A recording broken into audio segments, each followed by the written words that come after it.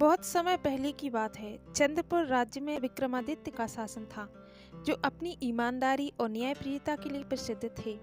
उनकी प्रजा सुखी थी, लेकिन एक व्यक्ति ऐसा था जो हमेशा लोगों की खुशियों में बाधा डालता था। धन्नाराम साहूकार। धन्नाराम गरीब किसानों से अत्यधिक लगान वसूलता था और उनकी मेहनत का सहारा फल खुद हड़प लेता था। कई किसान कर्ज के बोझ तले दबकर अपनी जमीन छोड़ने को मजबूर हो गए, लेकिन धन्नाराम की लालच खत्म नहीं हुई। यह बात राजा विक्रमदेव तक पहुंची, तो उन्होंने तुरंत उसे दरबार में बुलाया और कहा, तू मेरी प्रजा का शोषण कर रहा है, मैं तुझे राज्य से निष्कासित करता हूँ। अगर दोबारा यहाँ कदम रखा तो तुझे कठोर दंड दिया जाएगा। धन्नाराम को राज्य से निकाल दिया, लेकिन उसकी लालच की आग अभी बुझी नहीं थी। धन्नाराम ने दूसरे गांव जाकर वहां से भोले भाले लोगों पर अत्याचार शुरू कर दिया। राजा विक्रमदेव के राज्य से निकाले जाने पर वह बागी बन गया और जंगलों में भटकता रहा। धन्नाराम दूसरे गांव जाकर वहां के भोले भाले लोगों पर अत्याचार करने लगा। धीरे धीरे वहां पर अपना शासन और डर फैला दिया। उसने अपने साथ कुछ गुंडों को मिला लिया और गांव के हर जरूरी संसाधन पर कर लगाने लगा।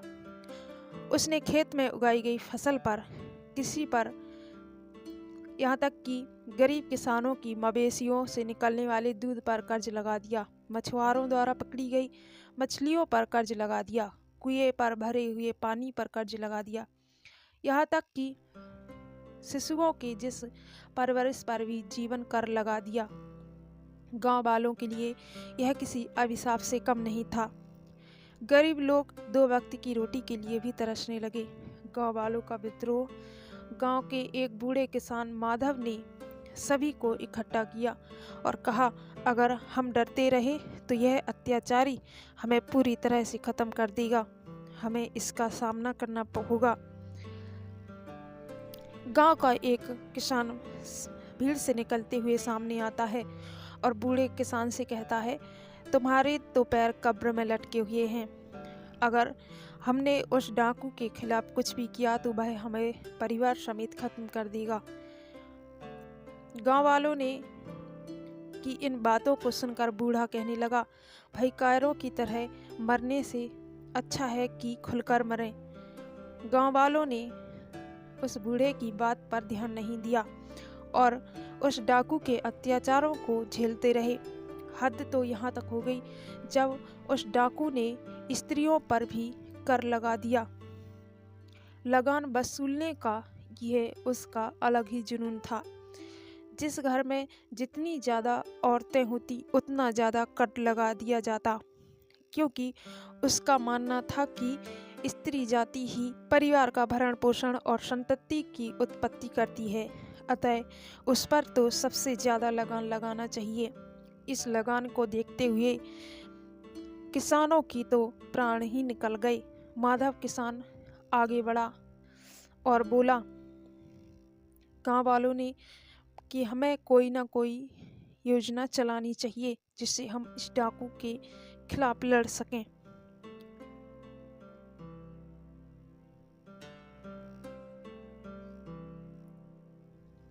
गांव वालों ने एक योजना बनाई। उन्होंने अपने सारे काम बंद कर दिए, जिससे धन्नाराम को कोई कर नहीं मिला। जब उसे यह खबर मिली तो वह गुस्से में गांव आया और चिल्लाया, तुम लोग काम क्यों नहीं कर रहे हो? माधव किसी किसान आगे बढ़ा और बोला, हमने तय किया कि हम जब तक तू यहाँ रहेगा तब हम कुछ नहीं करेंगे। अगर हमें भूखा रहना पड़े तो भी हम तुझे नहीं देंगे। गांव वालों ने धन्नाराम और उसके आदमियों को घेर लिया। उसके साथी डरकर भाग गए, लेकिन धन्नाराम को पकड़ राजा विक्रमदेव के दरबार में ले जाया गया। राजा ने गुस्से में कहा, जो दूसरे के हक पर जीता है उसका अंत बुरा ही होता है। उन्होंने आदेश दिया कि धन्नाराम को आजीवन कारावास में डाल दिया जाए ताकि वह अपने कर्मों की सजा भुगते। गांव के लोग फिर से सुखी हो गए और उन्होंने मिलकर अपने भविष्य को बेहतर बनाया। इस कहानी का संदेश ये है कि लालच और अन्याय का अंत बुरा ही होता है। अगर लोग